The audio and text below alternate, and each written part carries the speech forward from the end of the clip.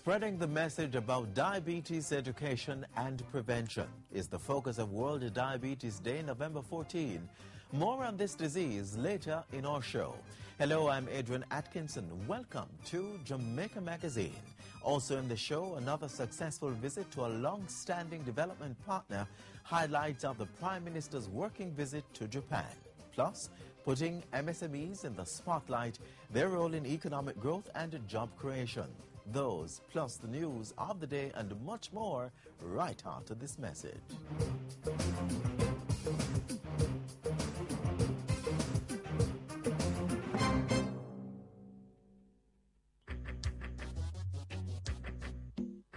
Nutritious food, succulent dishes, superior workmanship, and excellent service.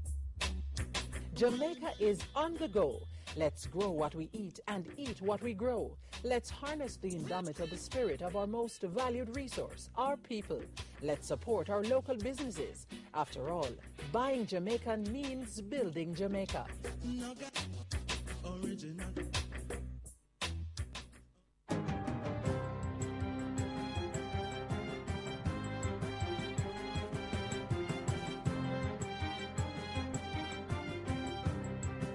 Good day, I'm Samantha Allen, and this is your GIS News for Thursday, November 14. The Jamaican economy grew by nearly 1% in the July to September quarter of this year. The improvement, which is in comparison to the corresponding period last year, was spurred by a number of factors, including the rollout of several capital projects. Finance and Planning Minister Dr. Peter Phillips says government will be pursuing several initiatives to build on this. This growth will be boosted by the strenuous pursuit of investment in large, strategic projects. He says government will also be investing in small businesses, providing them with loans through the Development Bank of Jamaica and other institutions. Meanwhile, the quarter ending in September also marked Jamaica's second successful review under its extended fund facility with the International Monetary Fund, the IMF. The IMF mission to Jamaica, led by Jan Kees Martin, says Jamaica met all quantitative targets and structural benchmarks for the second quarter of the financial year. The execution of the 2013-14 budget has been broadly on track, and more generally, overall policy implementation under the program has been strong. By mid-December, the IMF mission to Jamaica will ask the board of the multilateral agency to consider its assessment, and if accepted, $30 million more will be disbursed to Jamaica. This will also pave the way for Jamaica to get about $270 million from other multilateral agencies. Prime Minister Portia Simpson Miller has pledged Jamaica's continued commitment to assist in the development of Haiti. I can assure you that you have the support of my government in any area that we can give assistance to our brothers and sisters in Haiti. Mrs. Simpson Miller was speaking at a reception Wednesday at Vale Royal held in honor of Haitian President Michel Martelly, who's on a 3-day state visit to the island. The Prime Minister said the shared historical and cultural bond will drive discussions which follow for the rest of the week.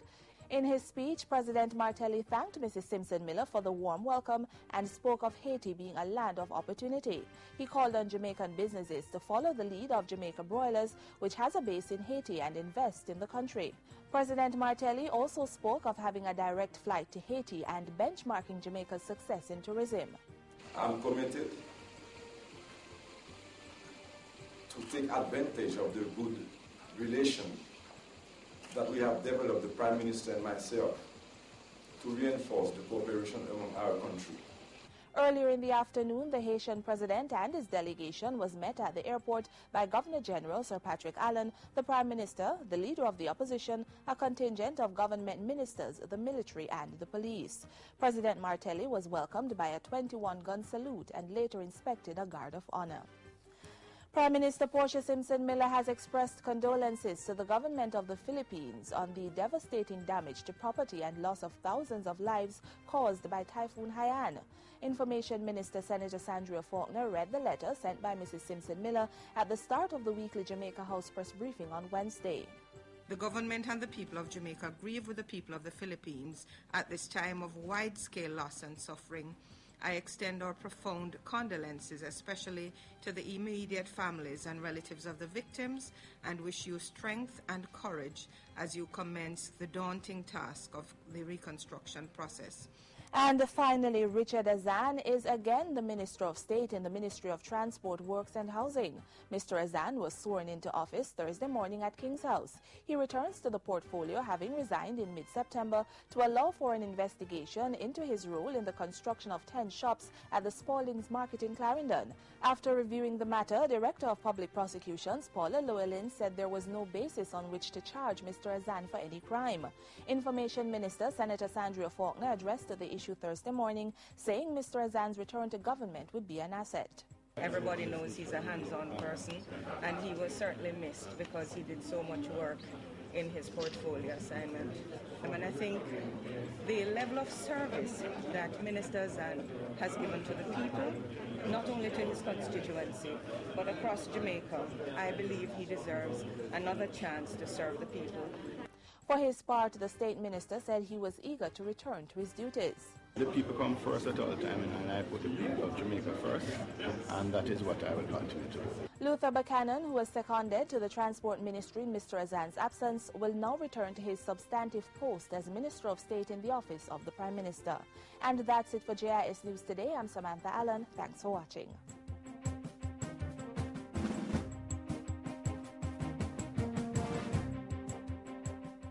The Jamaica Logistics Hub. The Jamaica Logistics Hub. The Jamaica Logistics Hub.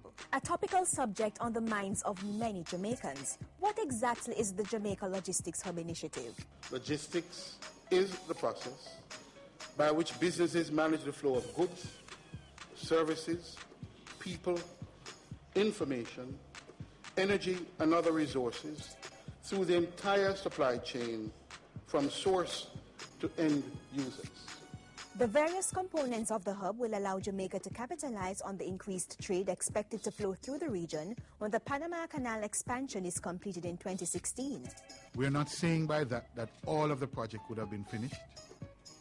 We are saying that there is a core set of projects and programs that must be implemented.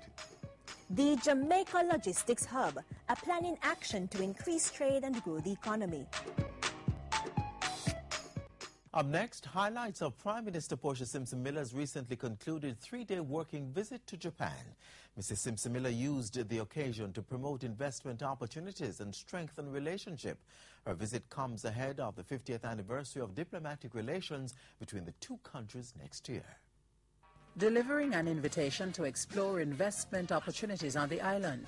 Jamaica welcomes increased activity by Japanese firms and investor interest in our country. Deepening an almost 50-year relationship. Jamaica and Japan have shared strong bonds of friendship and cooperation. And furthering regional relations. The activities planned for the upcoming Japan-CARICOM Friendship Year provides yet another opportunity to deepen our dialogue at the regional level. Some of the reasons behind Prime Minister Portia Simpson-Miller's recent 3-day working visit to Japan, an assignment that saw both countries renewing their vow to strengthen and expand long-standing relationships. We took note of our significant successes across the past several decades and renewed our commitment to further deepening of relations with Japan at the bilateral, regional, and multilateral levels.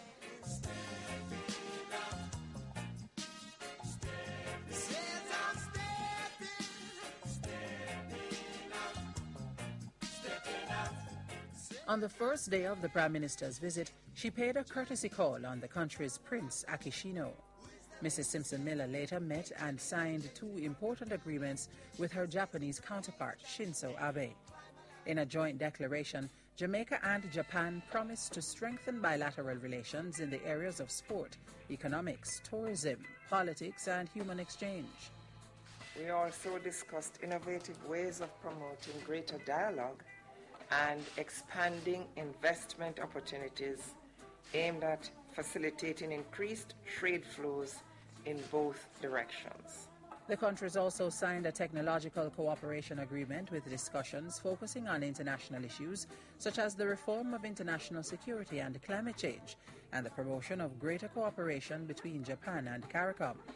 This agreement will undoubtedly form a sound foundation for our future friendship and cooperation for the many years to come.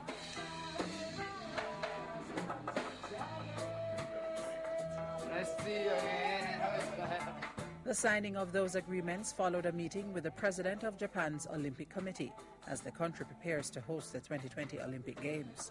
Forming stronger ties between the elected officials of Jamaica and Japan led Mrs. Simpson-Miller to a meeting with the Parliamentary Friendship Group. But even as the Prime Minister paid courtesy visits to some influential groups, promoting the myriad of investment opportunities available on the island remained central to her engagements. The coffee and tourism sectors were highlighted during meetings with the Ueshima Coffee Company and the Japan Association of Travel Agents.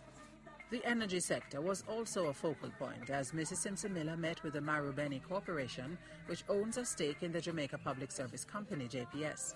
Signaling that Jamaica was open for business, the Prime Minister enticed Japanese business interests who attended a reception hosted by the Jamaican Embassy in Tokyo. Using the long-standing relationship between the countries, Mrs. Simpson-Miller assured the Japanese business community that Jamaica was a sound investment. Our collaboration has translated into a number of projects and programs in the areas of trade, economic, and technical cooperation. These programs have complemented our national development goals, bringing significant benefits to the peoples of Jamaica and Japan. Equal promotion of Jamaica's boundless investment opportunities was expressed by Prime Minister Simpson-Miller at a Latin America and Caribbean Business Forum hosted by the Inter-American Development Bank and the Japanese government. Mrs. Simpson-Miller steered the Japanese business interests to pursue the many opportunities presented by the Global Logistics Hub initiative. The goal is to develop Jamaica as a logistics hub will be pursued on several fronts. The Montego Bay Airport, the Kingston Container Terminal, which is amongst the largest in the Caribbean, will be privatized and expanded. There are also plans to construct another major transshipment port linked to an economic zone through an investment of US $1.5 billion. Japanese investors were also sold on the potential of seaport, airport, and road infrastructure investments, including the continued build-out of the Highway 2000 network. On the tourism front, the Prime Minister said the expansion of the two international airports could bring considerable returns. At every stop, Mrs. Simpson-Miller pointed to the country's liberal foreign exchange market and the high standard of legal and administrative systems, critical factors to support investment.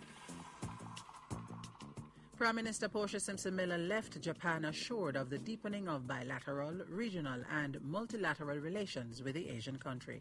長年、友好協力関係にある重要なパートナーであります。 Jamaica is an important partner with which we have enjoyed an amicable and cooperative relationship over the years. We celebrate the successful outcome of this my very first visit to this fascinating city and country.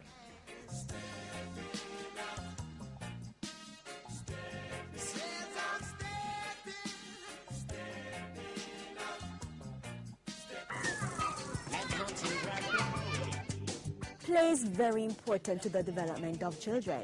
It allows them to use their creativity and develop their imagination. Through play, children interact with the world around them.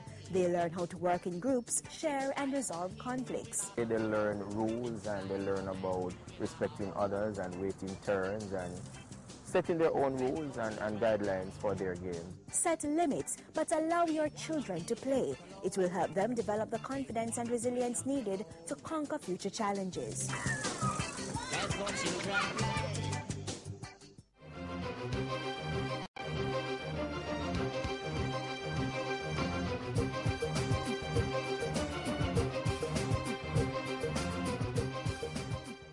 The education and prevention of diabetes takes center stage all over the world today, which is being observed as World Diabetes Day.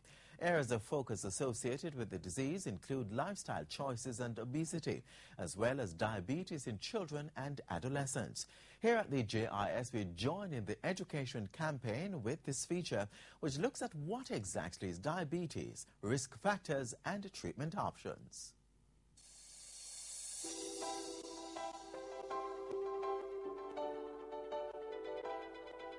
Some people think diabetes is an old age condition, but not so. It's actually pretty common in children. In fact, the World Health Organization says millions of children across the world have diabetes, but many parents do not know that their children are living with the disease. Do you know that approximately 2% of adolescents, young people between 15 and 19 years old in Jamaica, have diabetes? That's what we hear from the Ministry of Health. To deal with the problem, this government body has been regularly promoting healthy lifestyle practices. The strategy is meant to reduce or prevent the incidence of diabetes in children. Diabetes is a lifestyle disease that is affecting a number of Jamaicans, both children and adults. Doctors say you're diabetic if your pancreas is not producing enough insulin. Here to tell us more about this condition is Professor Errol Morrison, President of the Diabetes Association of Jamaica. Professor Morrison, thanks for joining us. Thank you for having me. What are the different types of diabetes and which is more common in children? Just before I get into that, in your introduction, you said if the pancreas is not producing enough insulin. But there are other situations where the pancreas is producing adequate insulin, but the body is not using it properly. So, that right away differentiates the two. And when we begin to speak about children in particular, which is our focus today, we are talking mostly about where the pancreas is not producing insulin. So you're dead on. Now, why does the pancreas not produce enough insulin? It can be a variety of reasons. Most commonly, in children, it might simply be an infection. You might be surprised to hear that certain viral illnesses, even the good old mumps and the flu, can result in damage to the pancreas and thus it won't function. Having just explained the underlying cause, these are categorized in two main types. Where the pancreas is not able to function because it's damaged, that is type 1, which is where the individual will need the injection of insulin. You have to put back what the pancreas would normally produce. That's type 1.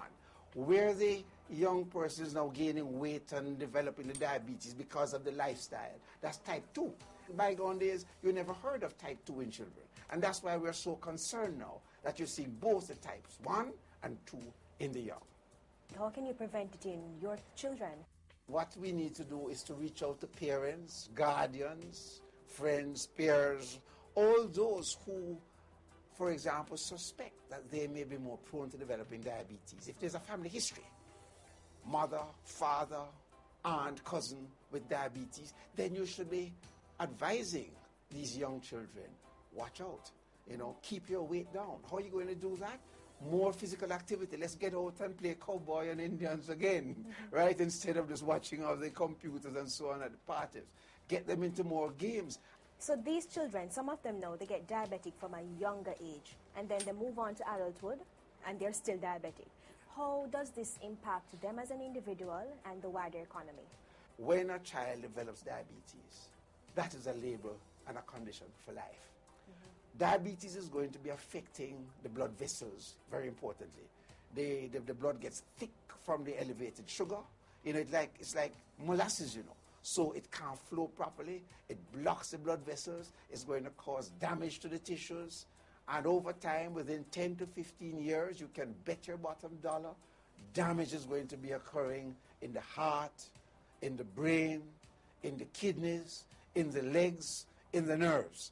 And as a result of that, you will find that the quality of life is going to be affected. Now, if a young person, say in the early teens, gets this, in another 10, 15 years, they are early 30s, when they are beginning to peak in their potential for earning, investment, manners at the workplace. And if they are going to be now affected by the diabetic situation because the blood sugars are high, the blood vessels are being clogged, they can't function as well as they should, that is a reduction in productivity. Thanks a lot, Professor Morrison. Experts say the main symptoms in children and adults may include excessive thirst, weight loss, lack of energy, and frequent urination. You should know that the symptoms more typical in children include tummy pains, headaches, and behavior problems. Living with diabetes can put families under considerable strain. Understanding all the different aspects of the disease and its treatment requires patience, but will really benefit your child and family life. For further information on diabetes, please consult your doctor. You can also get useful tips from the Diabetes Association of Jamaica at 1 Downer Avenue, Kingston 5. Telephone 927-6774.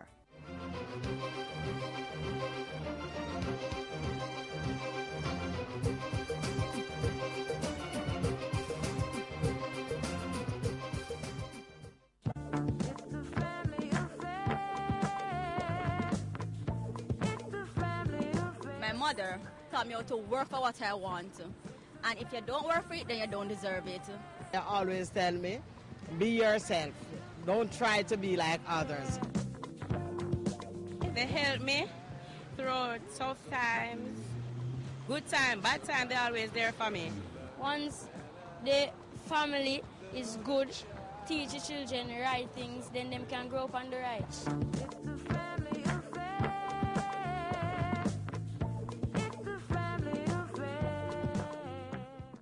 The recent launch of the MSME and entrepreneurship policy is an indication of the government's commitment to strengthening the sector and encouraging new businesses. As the country prepares to observe Global Entrepreneurship Week from November 18 to 23, here's a look at the importance MSMEs have to job and wealth creation.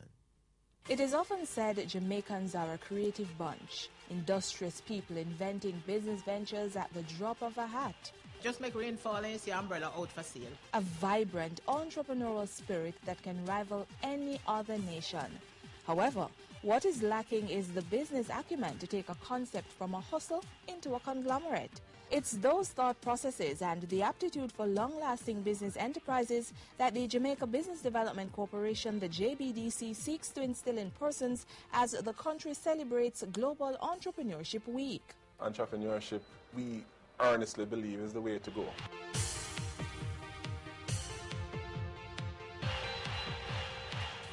Entrepreneurship is said to be the capacity and willingness to develop, organize, and manage a business venture.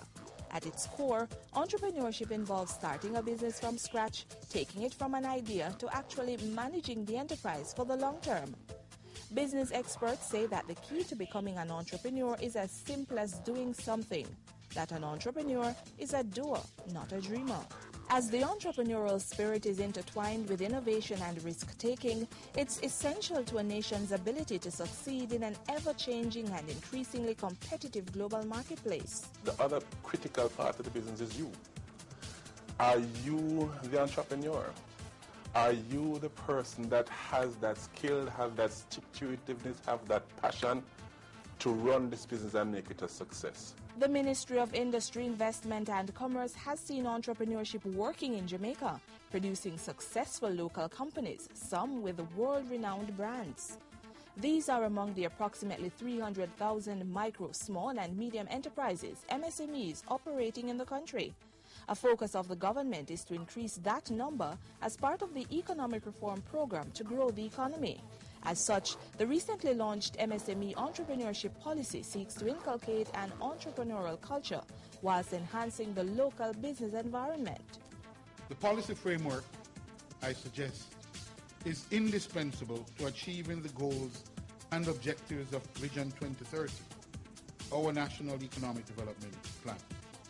It entails a working definition of MSMEs, as well as a policy mission and vision, key elements, issues, objectives, and core strategies.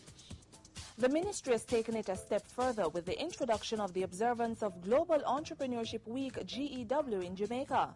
Global Entrepreneurship Week is recognized as the world's largest celebration of innovators and job creators. The local inaugural celebration of the week is being commemorated November 18 to 23. The aim is to inspire the SMEs in Jamaica through local and national interventions. designed to help them explore their potential as self-starters. The celebrations kick off on the first day with business clinics in Kingston, Mandeville, Hanover, Montego Bay, Ocho Rios, and Savannah Lamar. These events are designed to link entrepreneurs with industry experts, provide guidance in financing, taxation, intellectual property, and business formalization. The JBDC will also host an open day at its incubator and resource center on Marcus Garvey Drive in Kingston to showcase its services and offer technical and product development support to entrepreneurs in the various sectors. But the main event is a business startup expo set for November 22 at the Terra Nova All Suites Hotel. The expo will be a blend of workshops tackling various issues such as getting started, the registration process, networking, funding, branding, and intellectual property rights. The week of celebrations culminates on November 23 with the Scotiabank Capacity Building Seminar titled Winning Tools to Grow Your Business. It takes place at the bank's training center on Arcadia Boulevard in St. Andrew. The government has laid the platform for the growth of MSMEs in the country. They know that entrepreneurship is necessary for nation building, wealth creation, and job security. Take the leap of faith too. The JBDC is ready and equipped to provide the necessary technical training and financial support. The leap between a good idea and a good business sometimes require a lot of support, a lot of guidance, a lot of research to make sure, for instance, that the idea is something that the market will buy. Don't stand on the sideline and wonder what if. Be your own boss. Be an entrepreneur.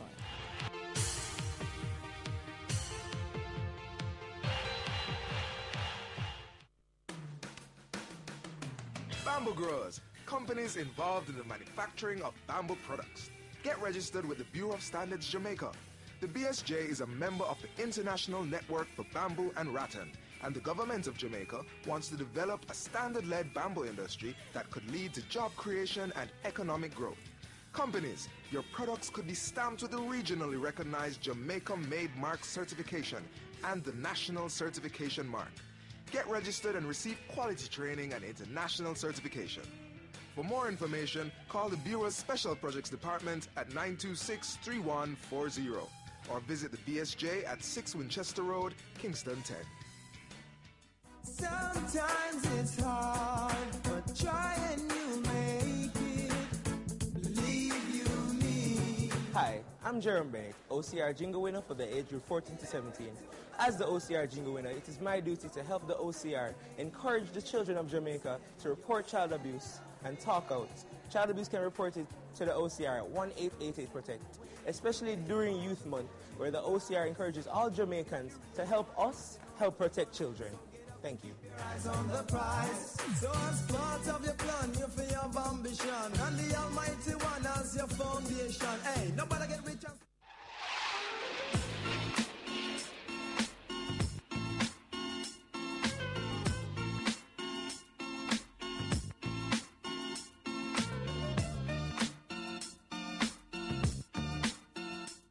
And on that note, we have come to the end of today's show, but join us tomorrow for the final leg of our JIS Heritage School Tour, as how the Jamaica Emergency Employment Program has been mobilizing hope. For information and updates on programs, please visit our website, jis.gov.jm. You may also send your feedback to Jamaica Magazine at jis.gov.jm or tweet at JIS News. Join us again tomorrow, same time, same station. On behalf of the entire production crew, I'm Adrian Atkinson. Do take care. This has been a production of the Jamaica Information Service, the voice of Jamaica.